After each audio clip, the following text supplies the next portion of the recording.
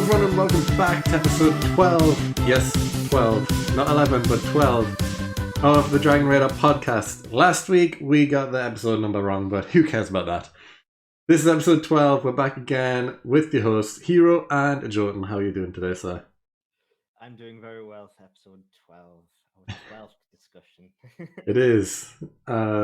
Yeah, I still can't believe we got that messed up because we were celebrating the fact that we were in double digits when we had already recorded the 10th episode previously and just forgot about it. Well, technically we were in double digits. We were already in double digits. Yeah, we're just doubling down on the double digits. But yeah, we're ready to go. So let's begin with Roshi's rant. This is Roshi's Rant. This is Roshi's Rant, the segment of the podcast where we deep dive and discuss something related to Dragon Ball, of course. And this week, we're talking about what would happen if the Dragon Radar didn't exist. So, what's your initial thoughts? Because the way I thought about this was I checked every wish and then added on extra time that it would take to grant the wish. Wow. You went deep dive. I did. But what do you think? I thought about it, but wow, that's some research right there. Yeah. To be honest, the way I looked at it is I compared the bad guys' methodologies to the good guys' methodologies. And I basically looked at it as in, when you think about, so the simplest way I looked at it as in is we go to Namek, yeah, and we compared to how fast Frieza was getting them and how fast Gohan and such was getting them. Yeah. Let's say we didn't have a Dragon Radar and we did. Yeah. If there was one, who would have got there first? Yeah, well, that's the thing. The Frieza Force were using the Scouters, which had built-in radar, I guess. And so did Vegeta, but Krillin and Gohan just had the Dragon Radar. Yeah. So you basically, it's the obvious way to put it is, and obviously, like everything in a show, it's a plot device. Yeah. And you have to have a plot device. But because you have to give the good guys some type of edge, because they can't do what the bad guys do, which is torture people to give them up and things like that. Because the good guys can't do that. They can't. So they have to have something. And so it's their plot device.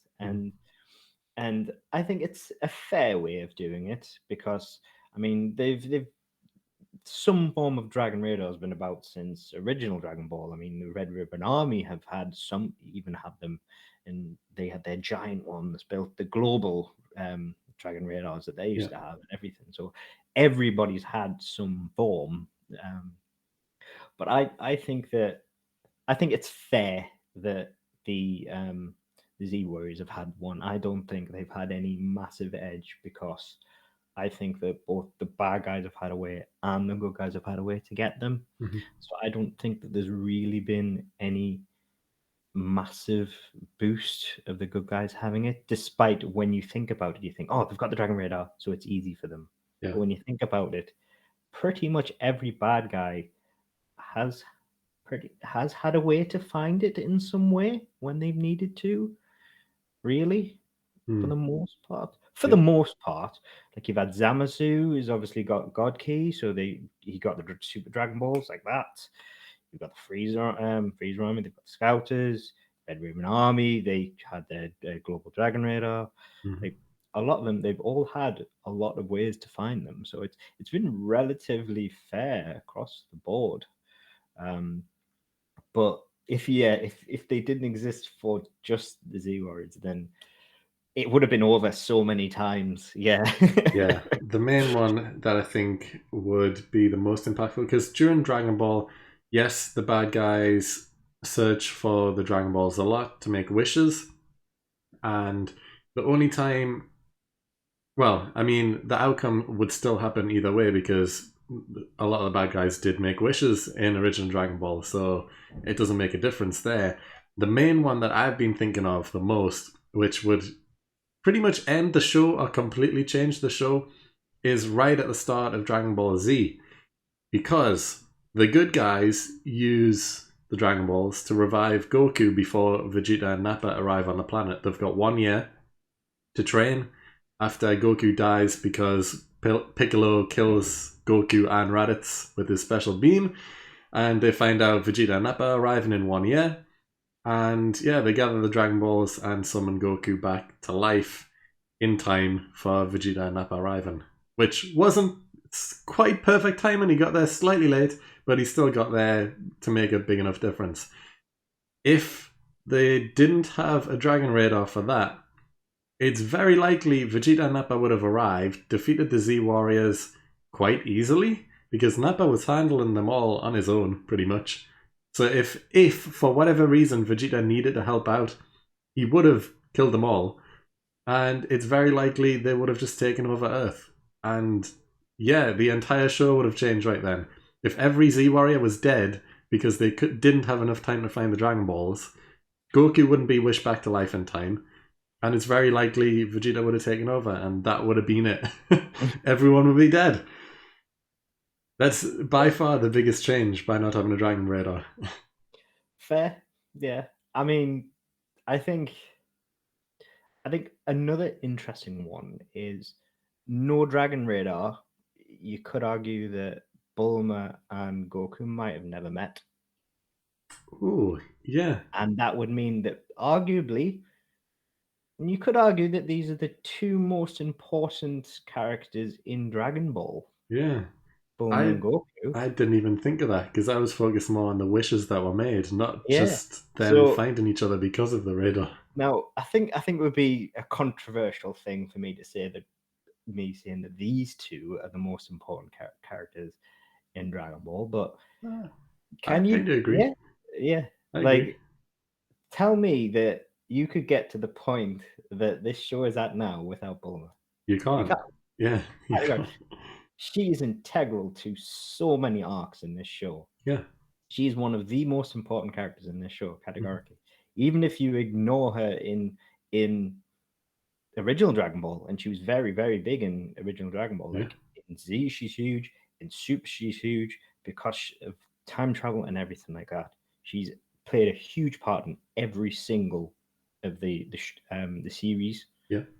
Not necessarily every arc, but like the androids, time travel, everything. But yeah, so those two characters would not have met without the Dragon Radar. Yeah. So that tiny pivotal plot point, that tiny in episode 1 of the show. Yeah. So that tiny like linchpin there. Wow. It's just butterfly effect. It's true, and that's all because of the Dragon Radar. Yeah, that's crazy, because if you think about it, if they didn't meet, Goku would have been on his own in the forest. It's likely he would have never found out about Master Roshi and never trained to his full potential as a fighter. And who knows? He was basically a jungle kid. He would have probably spent the rest of his life just in the jungle, growing older and slightly stronger, but never ever to the level that he is today. She only went out there looking for his Dragon Ball. That's the only reason she was out there in the first place. Wow. Yeah. I didn't even think of that, did you? No. Oh, you're the Dragon Ball expert. Yeah, I know. It's because I was so focused on the wishes and what would have happened if they couldn't have done the wishes. Like, I guess, yeah, that is definitely the biggest thing because of the Dragon Radar. Yeah. But because I made some notes, let's talk about the other wishes anyway. So yeah, like I said, it's very unlikely. On your mind, haven't I? You have a bit. I didn't even think of that. But yeah, like Vegeta would have taken over Earth if they didn't have enough time to find the Dragon Balls. Other wishes that happened: Mr. Popo wished for the revival of all Namekians killed by Frieza, which probably still would have happened, just at a later time. It would have taken longer for them to get the Dragon Balls, for the Namekians to be revived, but it probably still would have happened the same. Also, Z-Fighters used the balls to revive everyone killed by Cell. Again, similar thing. It would have probably still happened. It would have just taken longer. Krillin used the Dragon Balls to remove the explosive devices from inside the androids. Now, I think this is a big one, because Android 17 and 18, well, especially 18, only becomes a good guy because she sees Krillin make that wish and then falls in love with him for kind of saving her from being an evil android with an explosive device inside her. If Krillin's unable to make that wish, it's very likely 18 and 17 would have just retreated and maybe grown stronger again by themselves and attacked again with Cell not being around anymore. It's likely. I don't know, because they saw, like, were they really, like, 18 saw a lot of Krillin prior to... Yeah, okay. She did. Yeah. But again, I suppose, 17 I can't speak for, but 18 saw a lot of Krillin prior and saw a lot of him trying to be a better person. Like, he saw that she saw he could have basically blown to bits. Yeah. So I think that's a maybe, but and I think if they'd give him the chance, basically, like, you got Gohan standing there over 18 saying, "Look, behave," or I think they would have backed off. Yeah. But yeah, I see what you mean. It's a very meh point, I think, that one, in the grand scheme of things. Yeah.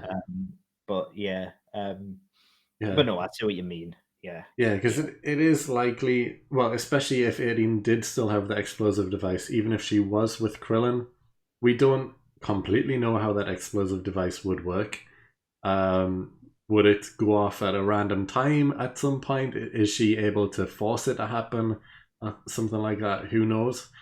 Maybe if she did still become a good guy and be with Krillin or everything and began to help out during the Majin Buu arc, maybe she could have sacrificed herself by exploding and trying to kill Buu.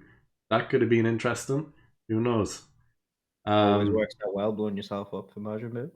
It is, which is another wish that happened because they used the balls to revive everyone killed by Vegeta after he goes Majin, and in the World Tournament he destroys half the stand and then kills a lot of other people. Again, probably would have happened. It would have just taken longer. Again, similar thing. And the final one is they used the balls to erase the memories of Majin Buu from everyone on Earth, which is a wish that wouldn't have happened because it would have taken more time to gather the balls.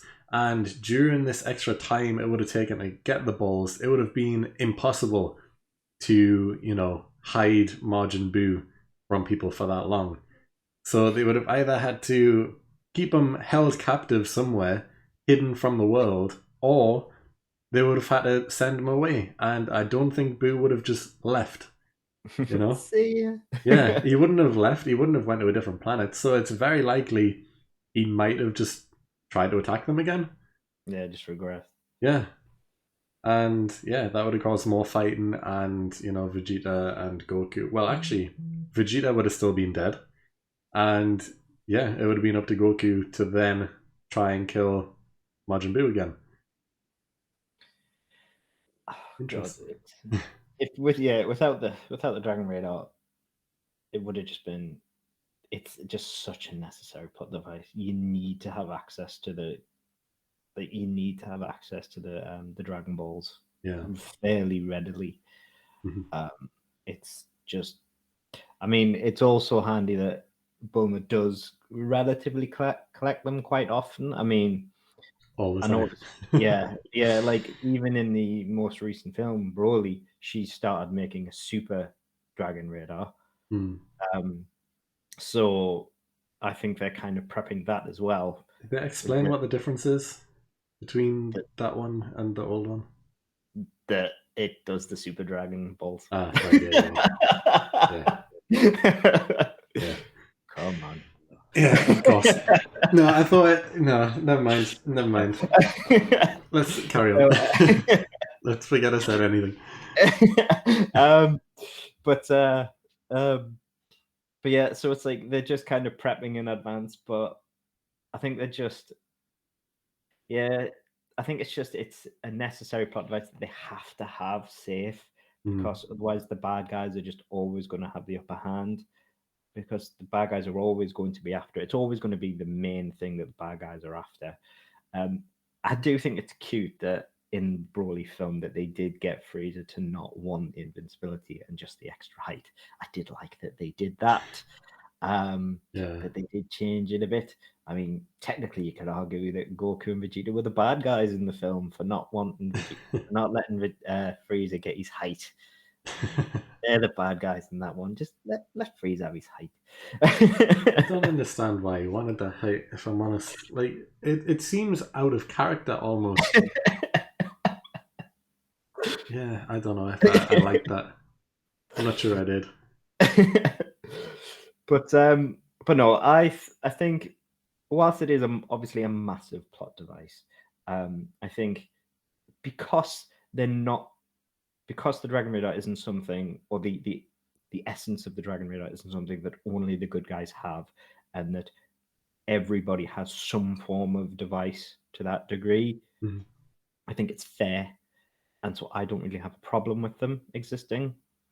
And so it's not just, oh, the good guys have always got it. It's fine. They'll get it in time. Yeah. There's still always some form of competition for them to fight over it. It doesn't give them an automatic edge. It just gives enough. So there's always enough tension between the two, so that it's not just going to be like, oh, they'll get there first. It's fine. Don't worry about it. And I think that's what you needed. Like on Namek. I think Namek's the best example of where there's a race against time, where there's always going to be who's going to get there first. I think Namek was the best example of when that was the case. Yeah, because that was like that was three groups. That was Frieza Force, that was Vegeta, and that was Krillin and Gohan as well. The only difference I can really see there is that Krillin and Gohan would have probably teamed up with Vegeta earlier, instead of being so hesitant towards him. Or they would have just stalked Vegeta until he found all of them and then tried to take them away. Yeah. That's the only difference I can see, really. They slowed down Vegeta, if anything. Yeah. I mean, they did steal his Dragon Balls from underwater, didn't they? Yeah. When he hid them underwater. But no, I think... I think that was the best use of the Dragon Radars of like how it was a race against time and everything like that, and how it was fairly used. I think you don't see enough of that anymore. Yeah, I think it's all they've already been collected or things like that. Yeah, so I would like to see it. It's like back in the original Dragon Ball, like where you had like basically where you first got introduced to Bulma, where you saw her collecting them. It's like you don't see some of the simpler things anymore. Yeah, because I can understand why to a degree, because there's so much they have to fit in, but it is nice to see some of the simpler things. Yeah, like all of original Dragon Ball, especially the early arcs, was Goku and Bulma going around collecting the Dragon Balls, going all the different places, finding new people along the way, like Yamcha, and it was great. Loved that. But now, like especially Dragon Ball Super, they've done it, I think 2 or 3 times. Right at the very start of Super is the one that I'm thinking of the most, where it begins, it's Bulma's party, and she just has all 7 Dragon Balls as a prize. And it's like, well, when did you collect those? Was there any difficulty? Who collected those? Did Bulma go around by herself? Did she get someone else to do it? Like, how did she get all 7? She doesn't even explain. And I'm sure that happens a second time as well after that, because they use the balls and then they've got them later on as well. Yeah, like, Battle of the Gods. Battle of the Gods is one of them, because they summon Shenron to find out how to get Super Saiyan God. Yeah, because Beavis wants to know. So she's already got them as a bingo prize. Yeah. So that's at least one time where they've just automatically got them. Yeah. And another time is for the Broly film, they've automatically got them and they only have to steal one more. So that's Broly and Battle of the Gods, where they've got all of them, and then they've got 6. They only need one more. Yeah. I wish they would explain that a bit more, or show, even if it's like a 5-minute montage of all of the Z Warriors, each individually collecting one from different parts of the world. That could be something just to show them actually collecting them. But the show is called Dragon Ball, and they're not even a feature anymore. It's just like, yep, they're here now. No, I get what you mean. I get Yeah. what you mean. But yeah, I do miss the concept. I do like it, and I do miss it. Some of the simpler things are missing from the show, and I think that is one of them. Yeah. And I think that it is, whilst a plot device, it is a necessary plot device that I miss. Yeah. And I agree with that as well. It is very necessary. And yeah, Dragon Ball wouldn't be a show without it. It would have ended at episode 1 with Goku on his own, not doing much. So Eating his fish by himself. yeah. But yeah, I think that's going to wrap up Roshi's rant anyway. So let's move on to the Hall of Fame. And now it is time for the Hall of Fame. And now it is time for the Hall of Fame, where myself and Heeroh battle it out to see who is most worthy to enter the Hall of Fame. And last week it was Best Filler Episode. And do you have the results of which? I do. So my vote was for the driving episode in Dragon Ball Z. Your vote was for the baseball episode in Dragon Ball Super. And the winner, with 71% of the vote, is the baseball episode. So you win again. God damn it. You're getting quite the lead now. I think you've won the last 3. Oh. So yeah, not fun for me. But yeah. What's the topic this week? Oh, and the topic for this week is the most pointless sacrifice. Yeah. Now, in Dragon Ball, there are a lot of deaths. Mm-hmm. A lot of deaths, as we know. A lot of deaths that mean nothing as well. Yeah, exactly. So many people die, and for not a good reason. Mm-hmm. And we're going to decide which one is most pointless. Yep. Now, we had a talk about it, and we both decided that we're going to not go with the obvious one, which is Vegeta's final atonement with Majin Buu. Yeah. It's cool. He blows himself up. Everyone loves it. Mm-hmm. But he doesn't kill Majin Buu. Yeah. So technically, it doesn't do anything, does it? It is the most fancy, pointless self-sacrifice. So we both decided to pick something else, didn't we? Yeah. Yeah. And since you were the winner, you get to go first. So what is your pick? So mine personally is the first death I ever experienced in Dragon Ball. It is Goku when he died to Piccolo's beam when he was holding Raditz. Ah. It is the most pointless death ever. Why did he grab Raditz in a full Nelson? When 10 minutes prior in that fight, what did he do? He grabbed Raditz's tail and crippled him to the point where he couldn't move. Yeah. Yep. He grabbed, and Raditz could not move. He crippled him. There was nothing Raditz could do. But Raditz talked him out of it, so Goku let go and gave him another chance. And he battered him. Okay, so Raditz turned his back on Goku. Goku managed to sneak up behind Raditz and get him in a full Nelson and hold him and say, Piccolo, shoot him while I've got him in this hold. So why didn't Goku, while he snuck up behind Raditz, instead of grabbing him in a hold, grab his tail? Yeah. Yeah, that was stupid. Like, what was he trying to do? Did he think he was in WWE trying to get a submission victory or something? Like, Raditz wasn't prepared to tap out. It is the most pointless thing ever. If he'd grabbed his tail from behind, he would have fell to the floor. Goku could have stepped to the right. Yeah. Just pulled on his tail a little bit more, and Piccolo could have shot him. Raditz is dead. Goku's fine. No sacrifice required. Could have been a close range, like, special beam cannon to the head, and that would have done the job. Like, Piccolo would have been slightly annoyed because he couldn't have got his bit of revenge. But, I mean, and a lot of people say, oh, but it wouldn't have been pointless because then Goku wouldn't have gone to see King Kai and stuff like that. Goku didn't know about the blue alien, dead alien waiting for him with his monkey and his cricket that was looking to train him. Like, Goku didn't know about any of that. Yeah. He didn't know about Vegeta coming and everything like that. No. Goku was just looking to stop his brother, this nasty man. That's all Goku was focused on right then. He didn't know about any of that in the future. All Goku was being a silly man. Yeah. And It was also, pointless death. yeah, also, like, Piccolo wouldn't have trained Gohan because Goku would have still been alive for his son to train him himself as well. Yeah.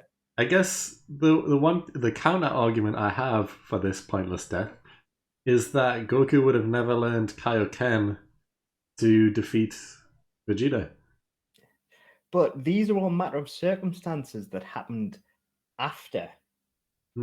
So that's just things that happened to happen, that just happened to happen later. Goku had no idea that these things would happen.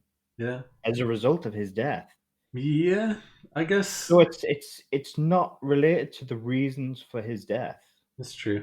They just happened to happen in the future. He had no idea that his death would result in those things happening. He, as far as he was aware, he was just stopping Raditz. Yeah. He didn't know that his death would result in any of these things happening.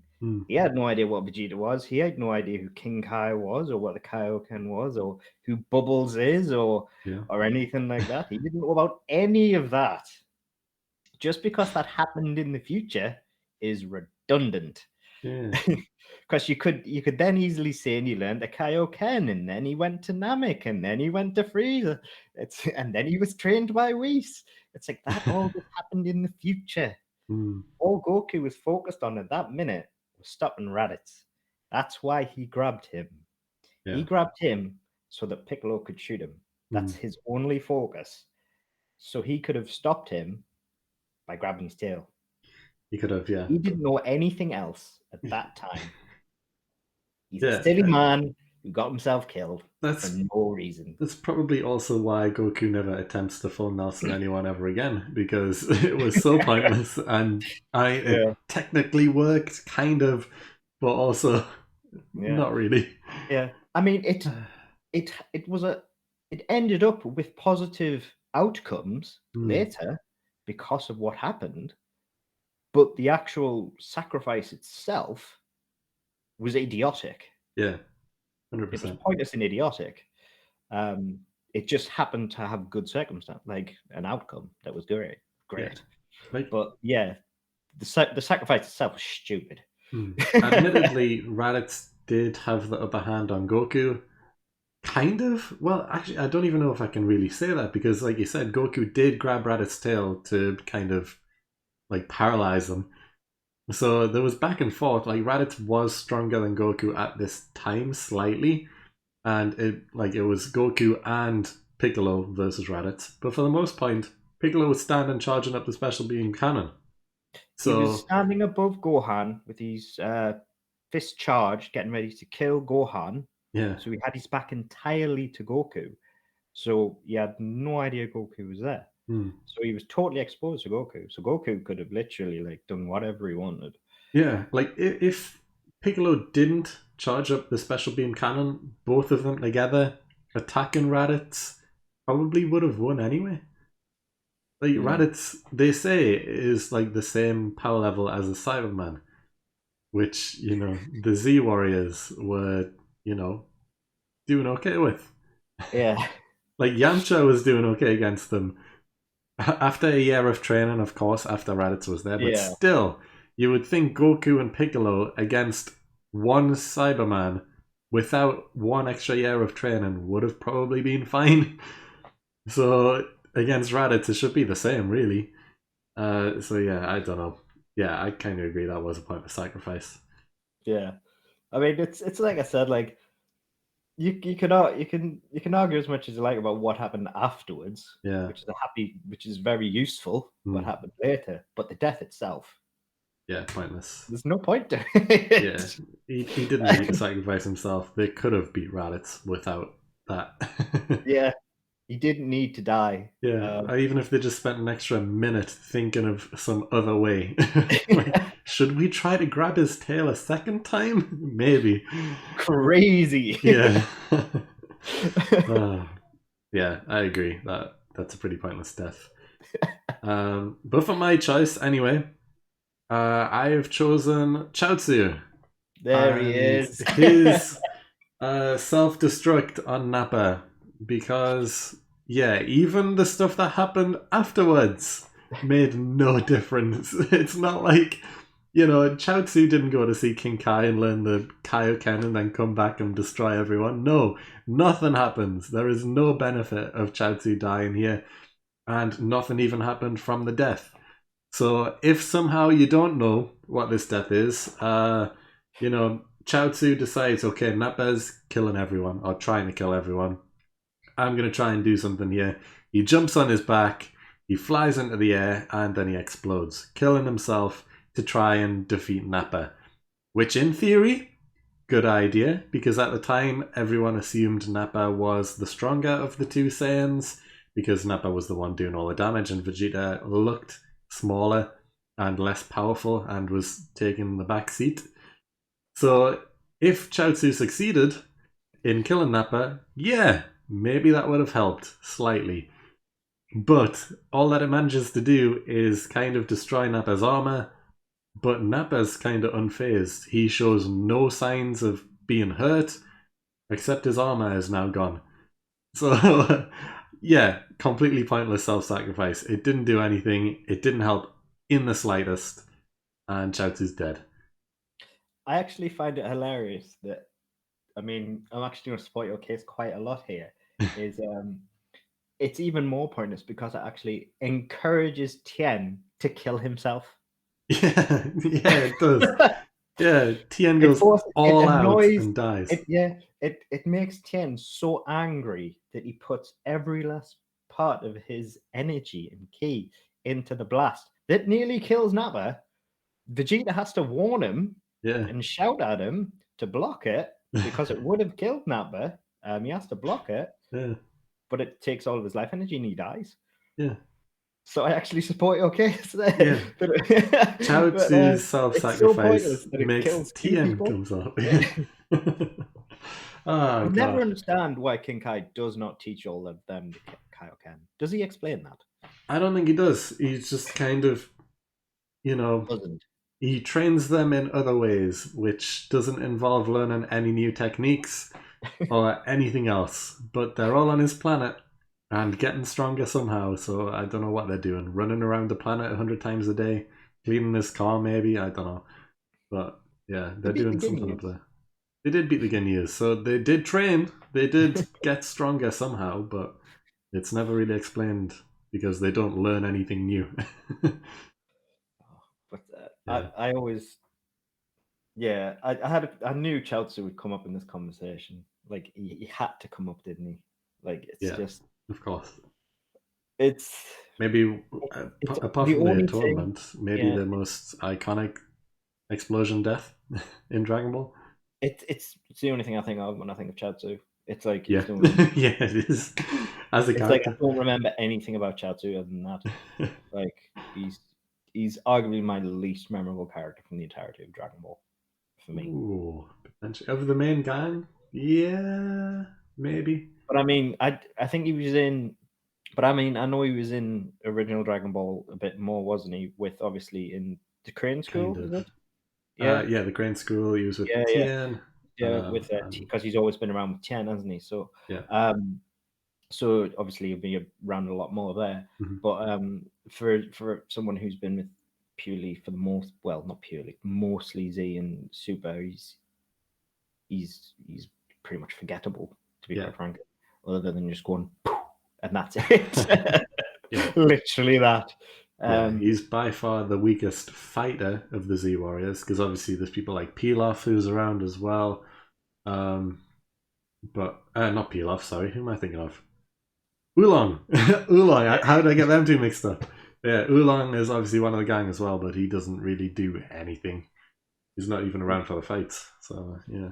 Like even characters like that, any mini characters like that, are still more like they still have personality and stuff. Poir and everyone like that, they still have some form of personality. Like Chaozu just doesn't have a personality. Even that's the thing. Yeah. He has that one hair on his head underneath his. Gets a hat. But yeah, Like, that's kind of it. He has the psychic powers, which were cool in original Dragon Ball because he was the first character to have psychic powers. But then he just never uses them ever after that. Yeah. They has no effect. Like his powers are completely useless in Z onwards, which is strange. It's a good ability to have, and no one else has it, but he just doesn't use it for anything. Yeah, Wasted. I think we'd massively just stuck. Like the Saiyan Saga had a lot of pointless deaths, if you ask me. Because my second one was going to be Piccolo jumping in front of Gohan. Yeah. That's a pointless death as well. There is no reason for him to do that. Yeah. Whatsoever. Like Gohan could have died. Yeah. That would have been fine, kind of. Dragon Balls. There was no reason for him to jump in front of him at all. Yeah, because we understand at this stage that Piccolo is a good guy because he's helping out the Z Warriors. He's trained for a year to get stronger to help defeat Raditz, to defeat Nappa and Vegeta. So he obviously wants to save the world. He knows Kami and everything at this point already as well. And it's like, yeah, I'm going to jump in front of this kid who I've been looking after for a little while. And yeah, that's it. Bye-bye world, maybe. If I die from this blast because there's no Dragon Balls left. Yeah, he didn't think that one through at all. No, like it doesn't make sense. Like, and people say, oh yeah, but Gohan helped defeat Vegeta later. But again, Piccolo doesn't know he's going to end up doing that later. Yeah. It's a happy circumstance that happens later. Piccolo just jumped in front based on emotions. And arguably, like Piccolo is stronger than Gohan. Yeah. At this point, so Piccolo is a better help to the team than Gohan. Yeah. From a logic stance, if you were going to pick your fighters, if at the start of the entire fight, if you had to say, right, how am I going to beat Vegeta? You wouldn't say, oh, I'll have Gohan and Goku. Yeah. You go, I'll have Piccolo and Goku. Yeah. Yeah. So yeah, like there was so many pointless deaths in the Saiyan Saga. It was. Which was interesting at the time because, you know, especially when Piccolo died, because there's no Dragon Balls to bring anyone back to life at that point. Yeah. But yeah, they did kill a lot of people. For no need, really. I suppose technically they had to kill Piccolo, didn't they? Really? Yeah, to further the plot along, I guess so. Because otherwise they could have just like they could have made Piccolo run away. Yeah, Namek would have never happened. Could have just made Piccolo run away. Yeah. Run, Piccolo! Run! Goku will be here soon. It'll be fine. Yeah. But I guess those are the two options anyway for the Hall of Fame. So yeah. Yeah. It will be close, I think. You know, between Goku completely just full Nelson sacrificed to death for no reason, or Chaozu blown himself up, which he tried to help, but again, didn't really do much and didn't really need to do it. Well, I mean, to be fair, the intentions were there, and it made sense to try, I guess. Yeah. It made sense for Chaozu to try, because if he did kill him, that would have been good, I guess. The heart and the creepy looking face is in the right place. Yeah, but overall it was still pointless because it didn't do anything. So yeah, those are the two options. If you want to vote, go check out our social medias down below. As you can see right there underneath me are the two links. And yeah, we will see who enters the Hall of Fame next week. But for now, let's move on to the hot take. Hot take.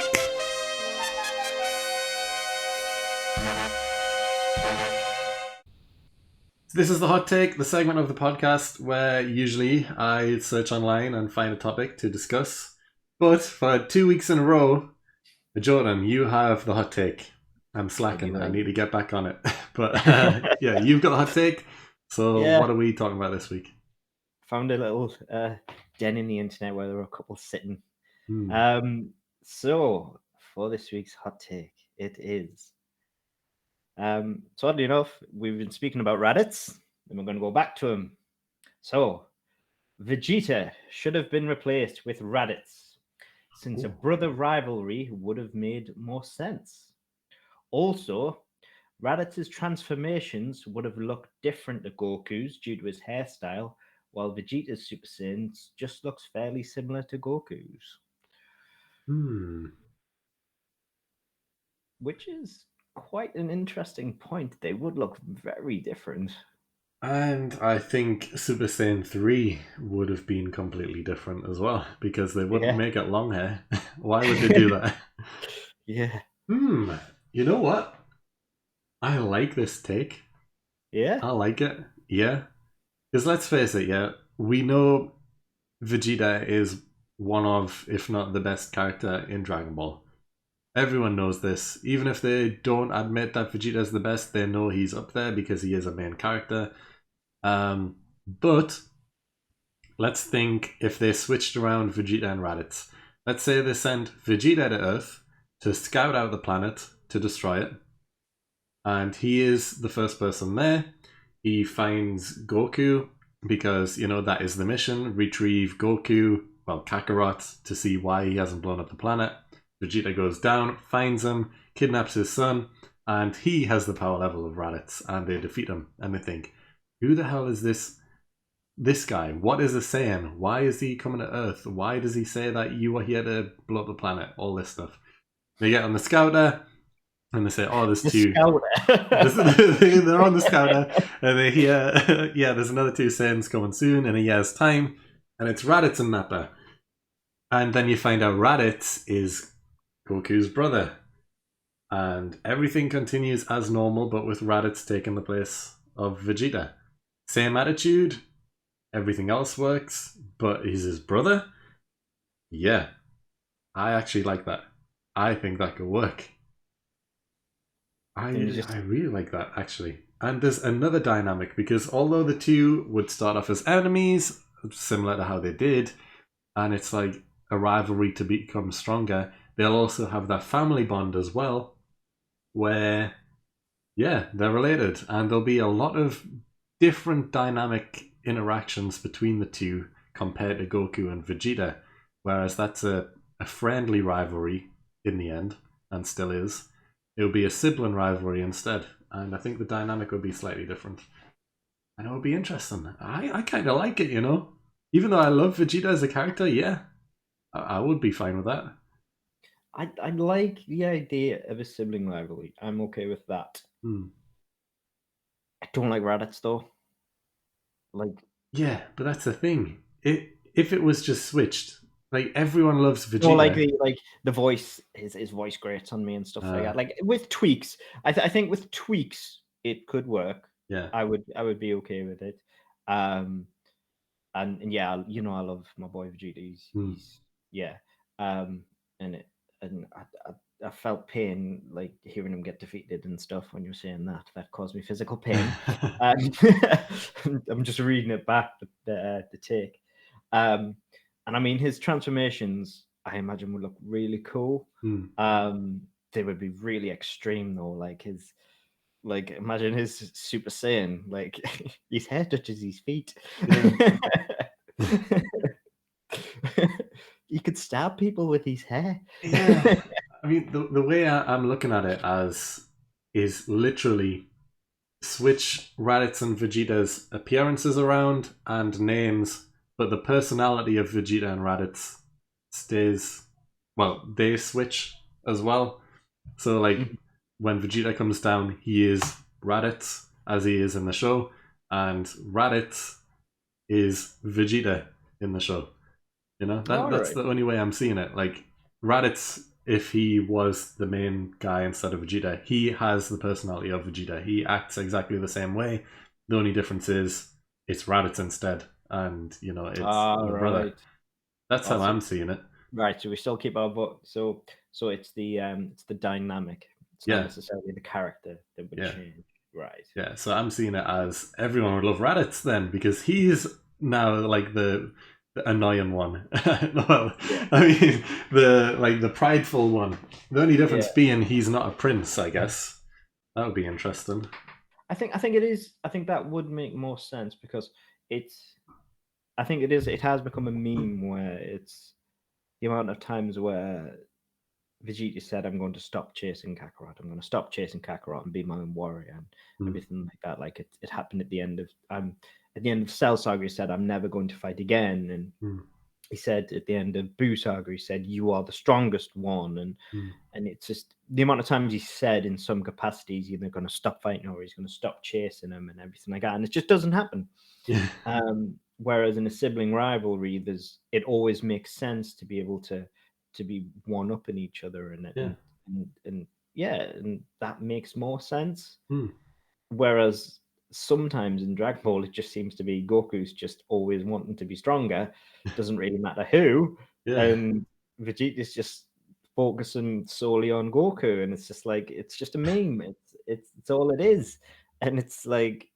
So Goku's focusing on all these other people who are just really strong, and Vegeta's like, "Hey, pay attention to me," like a little brother trying to get attention. It's just like, whereas, like Goku's going to run off with Broly soon. Like he's stronger. Like he's going to train with Broly soon, and Vegeta's just going to be left in the dust. I think probably the reason they did it this way is because of the characteristics of Vegeta and Goku are very different. Of course, one's tall, one's small, and the hairstyle is completely different. Again, I guess Raditz's hairstyle is different, but size-wise and facially, kind of slightly, Goku and Raditz are similar. So they wanted a bit of separation between the two main characters, I guess. But I still wouldn't have been against it. Like, if you think of other animes where there's family members who are the main characters. It works. There's no problem with that. So I wouldn't be against it, and it would be interesting to see Trunks with Raditz hairstyle. It's really long.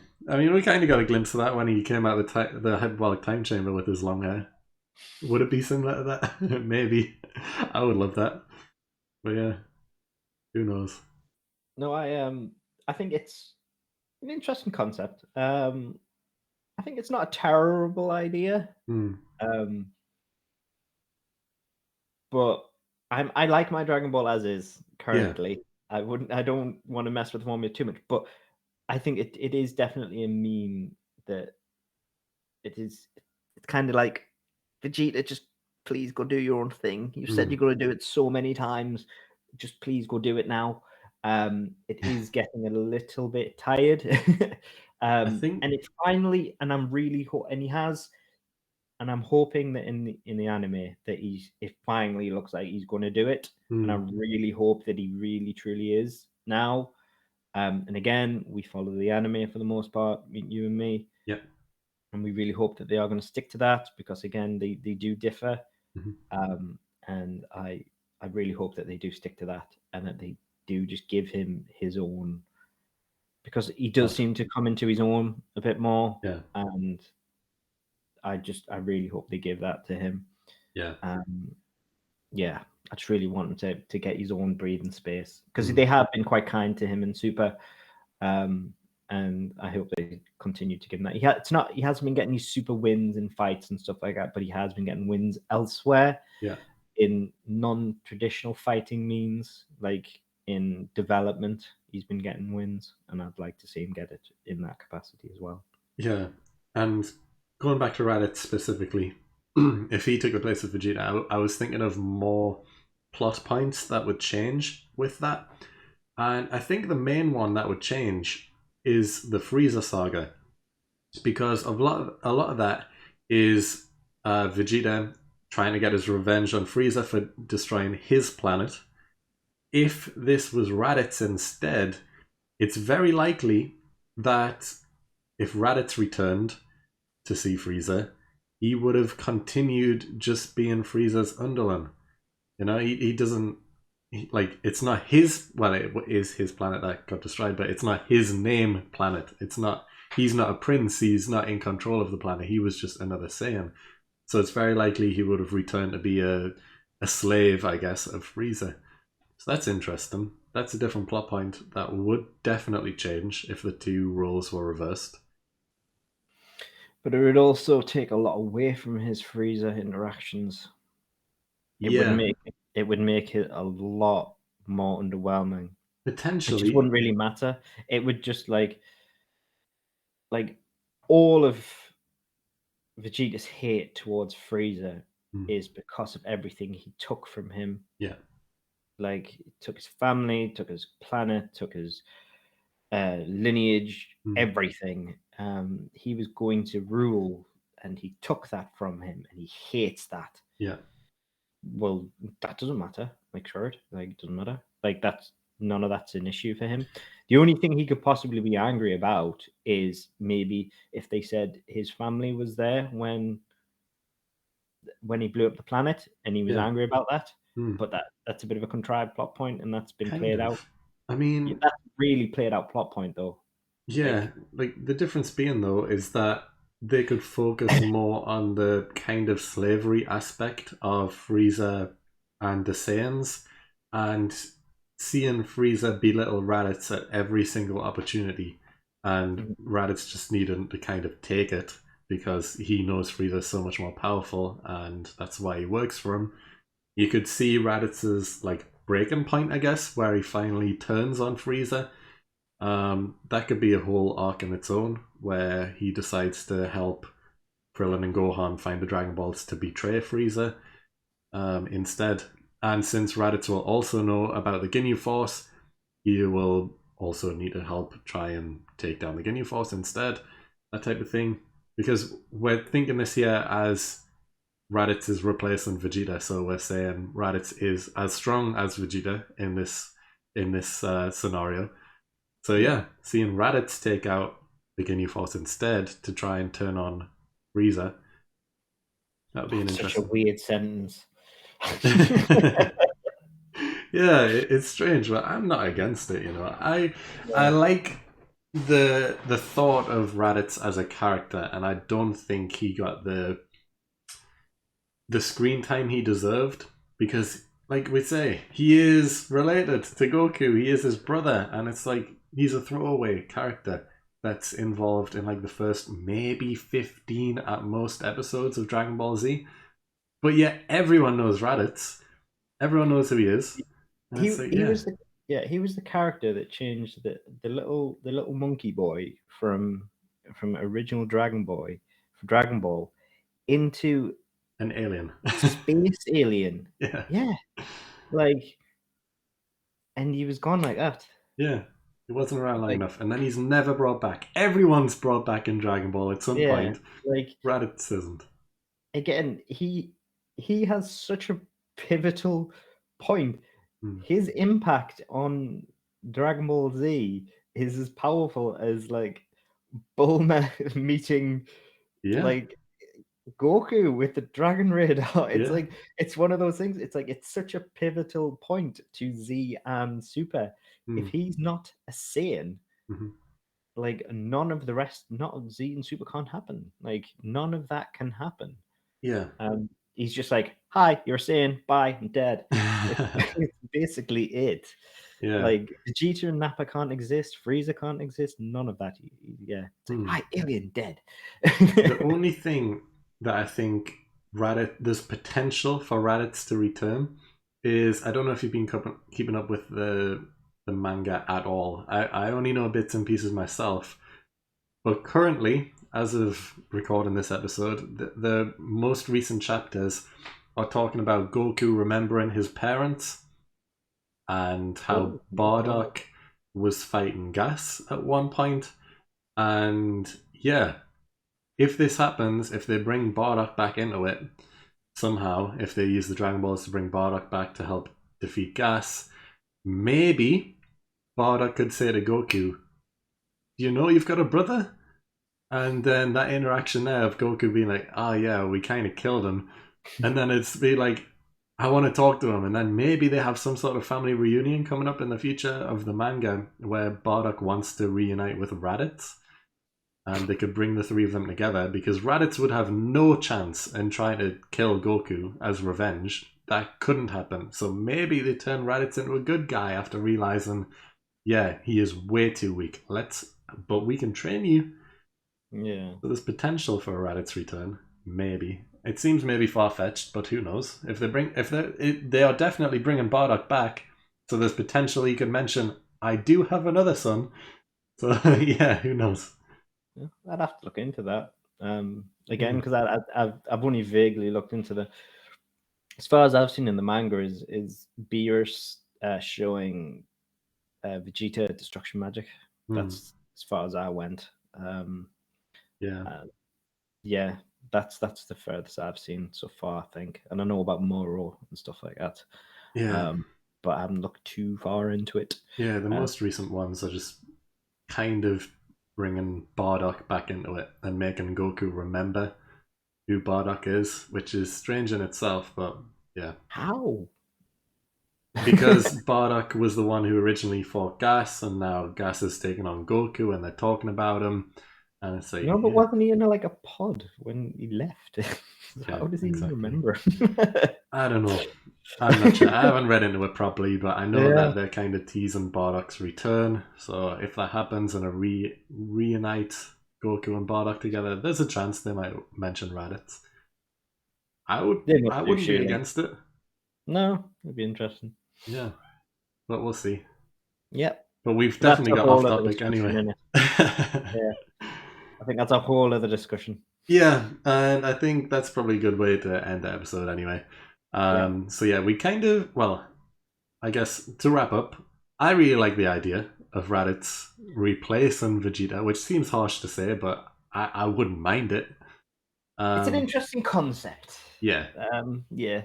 I wouldn't mind it as a mini spin-off. I'll take it as a spin-off. Yeah. Non-canon spin-off, just to see how it would have played out. Yeah. Okay. But yeah, I guess Dragon Ball Raditz, like GT, but not. Yeah. So that's how we're going to wrap up this episode anyway. I hope you all enjoyed it. If you did, then help us out by liking up the video, subscribing down below as always, and check out the polls for the Hall of Fame. The links are down below as well. But other than that, we will see you all next time. Yeah.